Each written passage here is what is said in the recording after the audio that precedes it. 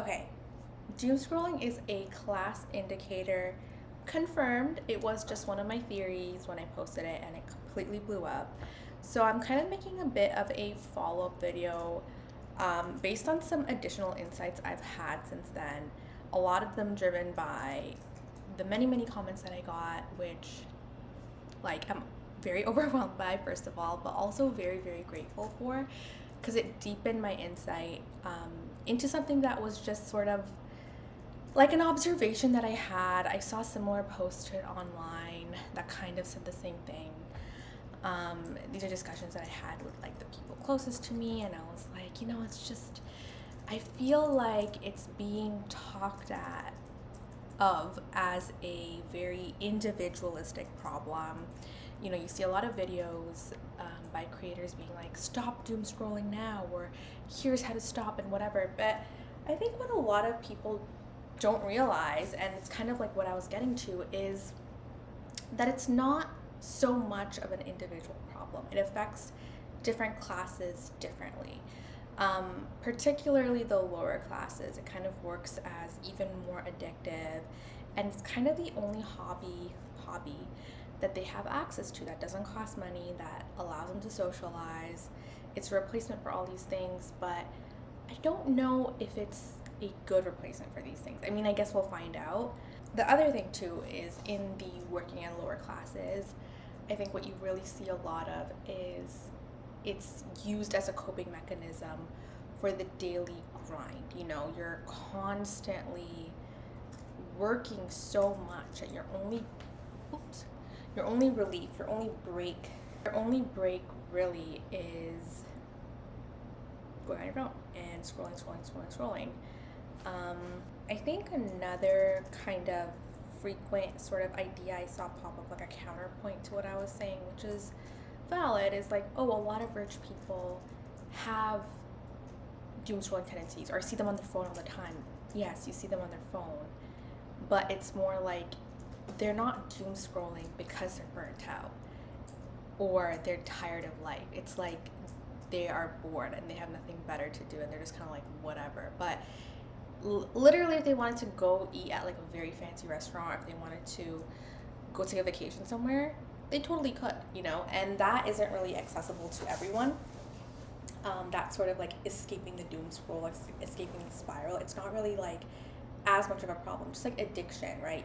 You see a lot of sort of addiction, gambling, all that sort of stuff. It affects the lower classes a lot more, and there are studies done on this, than the sort of like wealthier echelons, just because there's more resources to get out of that sort of addictive spiral. Unfortunately, socioeconomic factors and the social determinants of health go into this a lot. It's kind of like a trickle-down effect, but yeah, I think it's something that is important for us to see and recognize, so then we can make healthier, more informed decisions for ourselves, and also not put such harsh judgments on people that maybe are stuck in doom scrolling, or that's the only thing that they have access to. I mean, there's a whole like part on parenting and kids too, which I'm not necessarily going to talk about right now, just because I feel like I don't have enough insight and expertise on that. Like, I am not a parent myself. I don't really hang out around a lot of parents, so it's hard for me to say. I also don't really hang out around a lot of children, so it's really hard for me to say.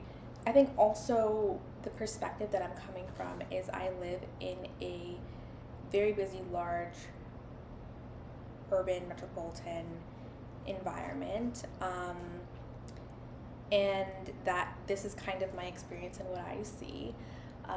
Like, things can be very different if you are in a different, maybe a rural community or a tropical country, right? So I got a lot of comments from people that were living in areas like that, and that was interesting as well, because I think being able to spend time on your phone, someone said, is seen as a high-class leisure activity, because not everyone has access to phones, I think in South Africa or something, and I thought that was really interesting. I think also, one point I didn't bring up is doom scrolling is a form of digital labor. And I say it's more digital labor because we, by scrolling constantly, being stuck on these apps, I mean, these apps, they're not dumb. The people behind these apps, they spend a lot of money, like billions of dollars, making sure that we do exactly that, that we spend all this time on their apps, and so then they get more data out of us. They can feed more ads to us. So it almost feels like a form of hidden work, which I feel like is also why you feel so exhausted after getting onto it.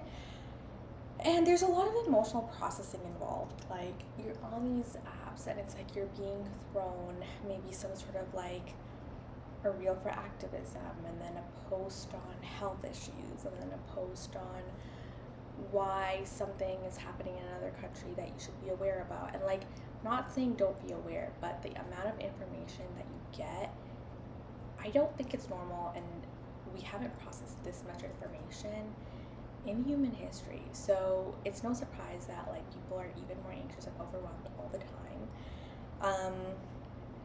Yeah, it's just it's exhausting, and that's why it's a form of almost a new agey digital labor thing. Also, I got like a few hate comments essentially saying that that I'm making excuses for people that are lazy or that are poor and that have nothing better to do.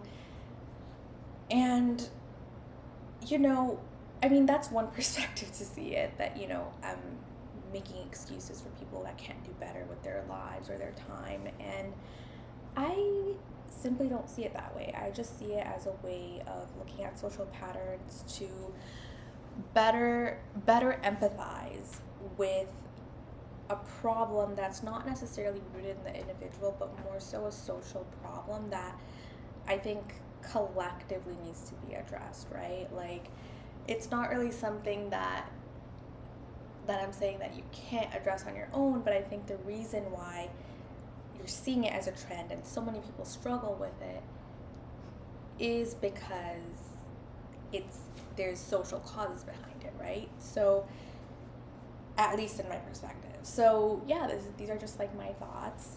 If there's any more thoughts to this, I would love to know. Anyways, thanks for listening.